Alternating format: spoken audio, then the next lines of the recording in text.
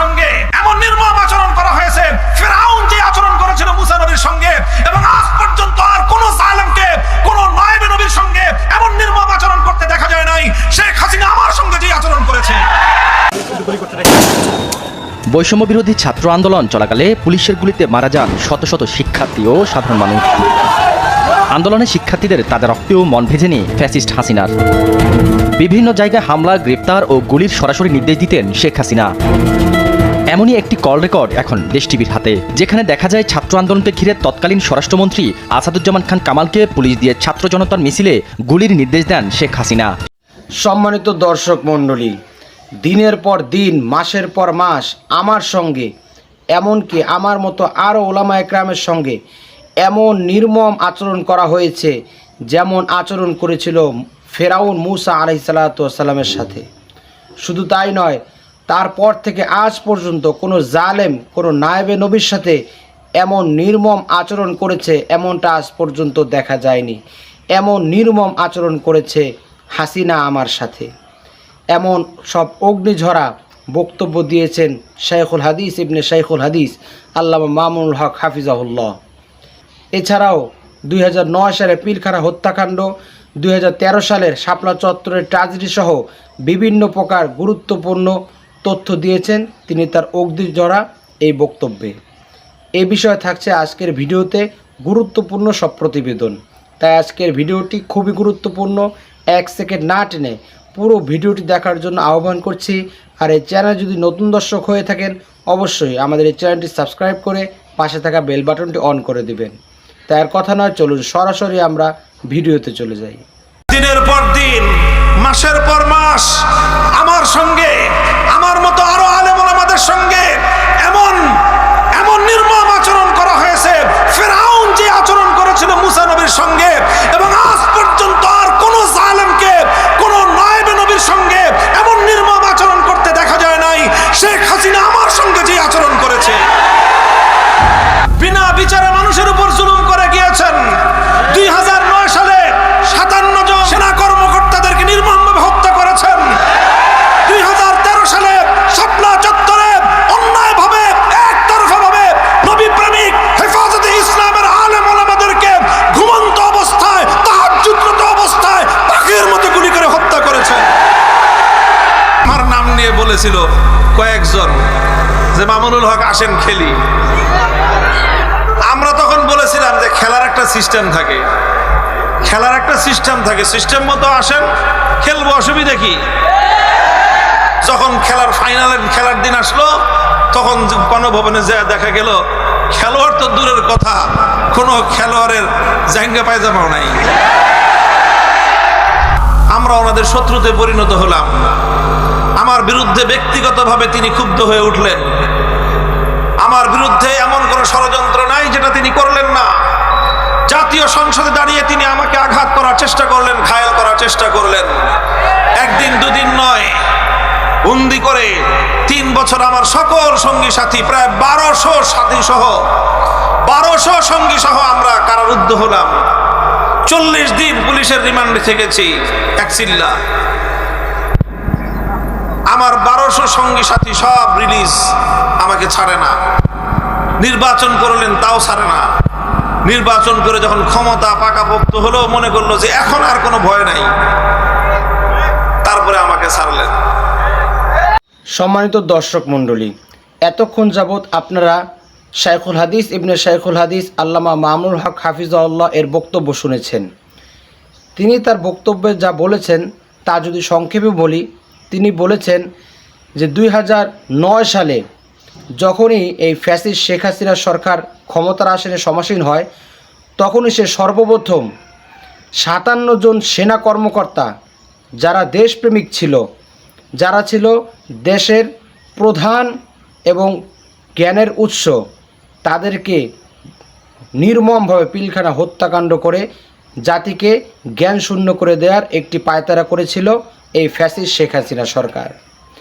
এরপরে যদি 2013 সালে যাই, সেখানে আমরা দেখেছি যখন রাসূল করিম সাল্লাল্লাহু আলাইহি ওয়াসাল্লামের বিরুদ্ধে নাস্তিকরা বিষোদ্গার করেছিল, এর বিরুদ্ধে যখন তাওহীদি জনতা, নবীপ্রেমিক জনতা, ছাত্র জনতা যখন মার্চে নেমেছিল তখন সেই রাত্রেবেলা ঘুমন্তরত অবস্থায় তাদেরকে নির্মমভাবে হত্যা করেছিল এই ফ্যাসিস্ট শেখ হাসিনা।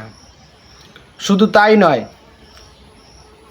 যখনই তার বিরুদ্ধে বলা হলো কেন এই ছাত্রদেরকে নির্মমভাবে এভাবে হত্যা করা হলো এবং কেন এরকমভাবে ইসলাম বিরোধী ভাস্কর্য তৈরি করে ইসলাম এই 95% মুসলমানের দেশে কেন ইসলামকে কলুষিত করা হচ্ছে, এমন যখন বক্তব্য দিলেন এবং স্বাধীনতার জয়ন্তীতে কেন একটি মুসলিম কান্ট্রিতে ওই ভারতের মোদী সরকার সংখ্যাগরিষ্ঠ হিন্দু রাজ্যের সরকারকে এনে কলুষিত করা হবে, যখনই এরকমটা বলে তিনি বক্তব্য প্রদান করেন তখন তাকে ধরে নিয়ে যাওয়া হয়।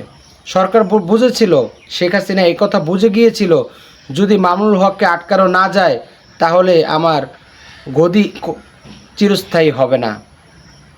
এমনকি শুধু তাই নয়, সে তার গদি স্থায়ী করার জন্য, সে মৃত্যু পর্যন্ত তার ক্ষমতার গদি টিকিয়ে রাখার জন্য তার বিরুদ্ধে যারাই দাঁড়িয়েছে তাদেরকে হত্যা, গুম, এমনকি তাদেরকে বন্দিশালায় বন্দি রেখে দীর্ঘদিন পর তাদেরকে হত্যা পর্যন্ত করা হয়েছে। যেমনটা আপনারা বাংলার একটি উজ্জ্বল নক্ষত্র আল্লামা দেলোয়ার হোসেন সাঈদীর ক্ষেত্রে দেখেছেন। তিনি আমাদের এই দ্বিতীয় স্বাধীনতা দেখে যেতে পারেননি, কারণ তাকে এই দ্বিতীয় স্বাধীনতা দেখতে দেওয়া হয়নি। এর আগেই তাকে পরিকল্পিতভাবে হত্যা করা হয়েছে।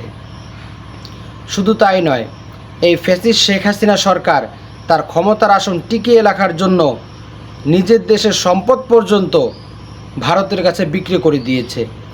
আমরা যদি এই 7 সিস্টার্সের দিকে লক্ষ্য করি, যে 7 সিস্টার্স নিয়ে ইতিমধ্যে সারা পৃথিবীতে তোলপাড় সৃষ্টি হয়েছে, সেই 7 সিস্টার্সের কথা যদি আমরা উল্লেখ দেখতে যাই, সেই 7 সিস্টার স্বাধীনতাকামী 7টি রাষ্ট্র যারা আদৌ পর্যন্ত নিজের স্বাধীনতার জন্য যুদ্ধ করে যাচ্ছে, তাদেরকে দমিয়ে রাখার জন্য ওই মোদী সরকার তাদের পর্যন্ত যেতে সময় লাগে 3 দিনের মতো।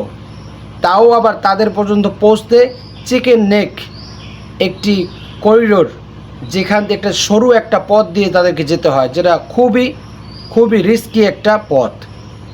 ফলে তারা দেখলো এখন একটাই উপায় আছে, খুব দ্রুত তাদেরকে দমন করাতে আমাদের যে বিষয়টা অবলম্বন করতে হবে সেটা হলো, যদি আমরা বাংলাদেশের মধ্য দিয়ে একটা পথ তৈরি করতে পারি তাহলে বাংলাদেশ থেকে সিলেট হয়ে ত্রিপুরা বা আসাম গিয়ে আমরা যদি যুক্ত হই তাহলে সেই 3 দিনের পথ আমরা 10 ঘন্টার ভিতরেই পার হতে পারবো। ফলে যারা এই মোদী সরকারের বিরুদ্ধে নিজেদের স্বাধীনতার জন্য সংগ্রাম করে যাচ্ছে, নিজেদের একটি সার্বভৌমত্ব রাষ্ট্র কায়েম করার জন্য যারা যুদ্ধ করে যাচ্ছে, তাদেরকে সহজেই দমিয়ে রেখে নিজেদের অন্তর্ভুক্ত করতে পারবে।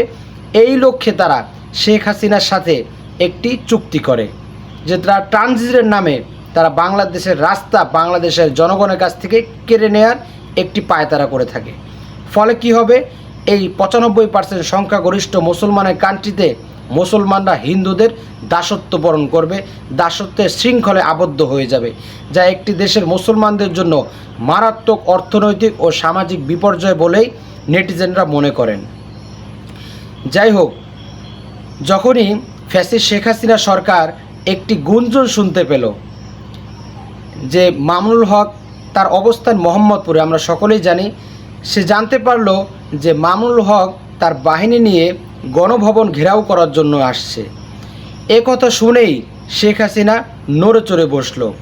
সে তার গণভবনকে আইন শৃঙ্খলা বাহিনীর মাধ্যমে এমনভাবে ঢেকে রাখলো যেন কোনোভাবেই তার উচ্ছেদ না হয়। এরপরে সে সুপরিকল্পিতভাবে এমন ফাঁদে আল্লাহ মামুনুল হককে আটকে ফেললেন যে বাস্তবেই তিনি সেই ফাঁদে পা দিয়ে ফেললেন এবং তাকে ওই কারাগারে বন্দি করে রাখা হলো। এরপরে যখন ইলেকশন আসলো, নির্বাচন হলো, একে একে সবাইকে ছেড়ে দেওয়া হলো, কিন্তু মামুনুল হককে আর ছাড়া হলো না। তাদের ভয় ছিল, যদি নির্বাচনের আগে যদি সবার মতো মামুনুল হককেও ছেড়ে দেই তাহলে তো সে আবার জ্বালাময় বক্তব্য দিয়ে আমাকে আবার বিপদে ফেলে দিবে। বাকি সকলকে মুচলেকা দিয়ে ছেড়ে দেওয়া হলো, কিন্তু তারপরও মামুনুল হককে ছাড়া হলো না। তাকে নির্মমভাবে 40 দিন পর্যন্ত রিমান্ডে তাকে নির্মমভাবে নির্যাতন করতেই থাকলো। এরপর নির্বাচন যখন শেষ হলো, যখন তারা স্থির হলো যে হ্যাঁ এখন সব রাস্তা বন্ধ, সরকার পতনের যত রাস্তা ছিল সব রাস্তা আমরা বন্ধ করে দিয়েছি, আমাদেরকে ধ্বংস করার মতো কোনো পরাশক্তি আর বাকি নেই, বিএনপি তো শেষ, জামাতও শেষ, জামাতও নিষিদ্ধ হয়েছে, যা ইসলামী খেলাফত আন্দোলন ছিল সেটাও ধ্বংস করে দিয়েছি, সুতরাং এখন আমাদেরকে পতনের জন্য কোনো দল উঠে দাঁড়াবে এমন কোনো পরাশক্তি নেই, এখন ছাড়া যায়।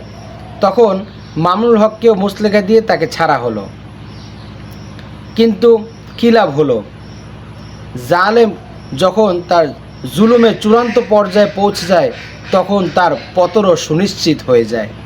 কেননা আল্লাহ রসুল সাল্লাল্লাহু আলাইহি ওয়াসাল্লাম হাদিসে বলেছেন, ইত্তাকি দাওয়াতাল মাজলুম ফাইন্না বাইনাহু ওয়া বাইনাল্লাহি হিজাব ফাইন্নাহু লাইসা বাইনাহু ওয়া বাইনাল্লাহি হিজাব।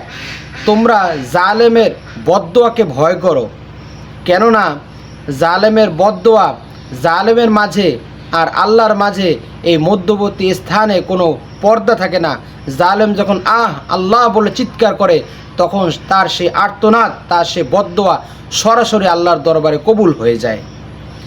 আমরা দেখেছি আমাদের অর্থে কেনা হেলিকপ্টার দিয়ে, যে হেলিকপ্টার ব্যবহার হবে এই জনগণের উদ্ধারের কাজে, কোনো জায়গায় অগ্নিসংযোগ হলে সেই অগ্নিকে নিভানোর জন্য, কেউ কোথাও আটকা পড়লে সেখান থেকে উদ্ধার করার জন্য, বহিঃশত্রুদের আক্রমণ থেকে দেশকে বাঁচানোর জন্য যে হেলিকপ্টার ব্যবহার হবে, সেই হেলিকপ্টার দিয়ে নিজের দেশের জনগণের টাকায় কেনা হেলিকপ্টার দিয়ে নিজের দেশের জনগণকে নির্মমভাবে হত্যা করেছে এই ফ্যাসিস্ট শেখ হাসিনা সরকার। ঘরে থাকা শিশু বাবার কাছে যে নিরাপদ, সেও ঘরে নিরাপদ থাকেনি, তার মাথার সামনে দিয়ে ওই হেলিকপ্টারের বুলেট ঢুকে পিছন দিক থেকে বের হয়ে দেয়ালে ঢুকে দেয়ালের প্লাস্টার পর্যন্ত খসে পড়েছে। বারান্দায় থাকা আমার বোন নিরাপদ থাকেনি, ছাদে পায়চারি করা আমার ছোট বাচ্চা, ছোট সন্তান, আমার ভাইরাও এই ফ্যাসিস্ট শেখ হাসিনা সরকারের বুলেটের আঘাতে ক্ষত বিক্ষত হওয়া থেকে রক্ষা পেতে পারেনি। এমন যখন জুলুমের শেষ প্রান্তে পৌঁছে গিয়েছে, যখন তারা আইন শৃঙ্খলা বাহিনীকে গুলি করতে নির্দেশ দিয়েছে, আর আইন শৃঙ্খলা বাহিনী ওই ফ্যাসিস্ট সরকারের আদেশে নির্মমভাবে আমার ছাত্র ভাইদের উপর, নিরস্ত্র ছাত্র জনতার উপর পাখির মতো গুলিবর্ষণ করেছে, গুলিবর্ষণ করে হাজারো মায়ের বুক খালি করেছে, যখন হাজারো মায়ের আহাজারিতে আকাশ পাতাল ভারী হয়ে গিয়েছে, তখন আল্লাহ রব্বুল আলামিন তারা 100 রাস্তা বন্ধ করে দিয়েছিল, কিন্তু আল্লাহ তাআলা ওই 101 নাম্বার রাস্তা দিয়ে ওই সরকারকে পাকড়াও করে